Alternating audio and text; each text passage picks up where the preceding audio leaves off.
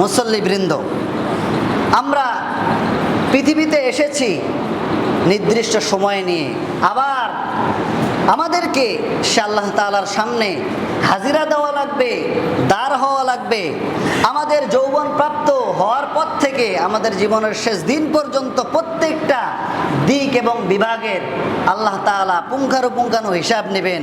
এই হিসাবের ভিত্তিতে যদি আপনি ইমানদার হিসেবে পরিগণিত হয়ে যান, সেই ব্যক্তিকে আল্লাহ তাআলা জান্নাতুল ফিরদাউস দান করে দিবেন। জোরে বলে সুবহানাল্লাহ। পক্ষান্তরে আল্লাহ রাব্বুল আলামিন যেই ব্যক্তিদেরকে কাফের এবং মুশরিক হিসেবে পাবেন, যেই ব্যক্তি নাফরমান হিসেবে আল্লাহর সামনে দাঁড়াবে, আল্লাহর সামনে নিজের ঈমান আমল নিয়ে দাঁড়াতে পারবে না, কোরআনকে নিজে আমল করে নাই, মানুষকে আমল করতেও দেয় নাই, এরকম জীবন যেই ব্যক্তি নিয়ে আল্লাহর সামনে দাঁড়াবে, আল্লাহ রাব্বুল আলামিন সেই ব্যক্তিদেরকে জাহান্নাম বরাদ্দ করে দিবেন। জোরে বলি নাউযুবিল্লাহ। জাহান্নাম বরাদ্দ করে দিবেন। তার কারণ আমরা পৃথিবীতে থাকি, আমরা বাঁচি কিসের কারণে? আসলে আমাদের শরীরের দামটা কি, মূল্য কিসের? আমাদের দেহের দাম বেশি না আত্মার দাম বেশি? কিসের দাম বেশি? আত্মার দাম বেশি।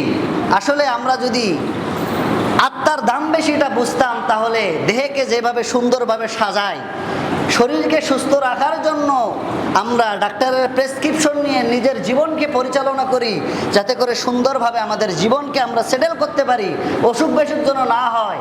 এটা কিসের জন্য করি? দেহের জন্য না আত্মার জন্য? দেহের জন্য। কিসের জন্য? দেহের জন্য। কিন্তু আসলে বলেন, আমরা মারা গেলে শরীর থেকে যায় কি? আমাদের হাত ঠিক থাকে, কান থাকে, চোখ থাকে, দাঁত থাকে, মুখ থাকে, সমস্ত কিছুই থেকে যায়। কিন্তু আমাদের ভিতরটা কোন দামি জিনিসটা বের হয়ে গেলে পরে আমাদের জীবনটা, এই সুন্দর সাজানো দেহটা বাহিরে পড়ে থাকে। বেচারা ঘর করেছে 30 লক্ষ টাকা দিয়ে, কিন্তু ঘরে ঢুকার পূর্বেই সেই ব্যক্তি দুনিয়ার থেকে চলে গেল। কলিজার টুকরা সন্তান বলে, মা, বাবার কাছে আমাকে থাকতে ইচ্ছে করে না, বাবাকে বাহিরে বের করে দিতে বলো। স্ত্রী বলে, আমিও তার কাছে থাকবো না, তাকে ঘরে রাখা না হোক, তাকে বাহিরের মধ্যে রাখা হোক। বাহিরের মধ্যে অবারিত বৃষ্টির মধ্যে সারা রাত ভিজে তারপরের দিন কবরে যাওয়া লাগে। এরকম ব্যক্তি আমরা সমাজে দেখেছি কি দেখি নাই? দেখেছি কি না? সুতরাং আমাদের জীবন থাকলো, সব থাকলো, যৌবন, সব কিছুর মূল্য আপনি বুঝলেন, কিন্তু যেই রূহটা বের হয়ে গেলে পরে এত সুন্দর দেহের কোনো দাম থাকে না। আমরা সেই রূহটাকে বাঁচিয়ে রাখার জন্য কে কত চেষ্টা করেছি।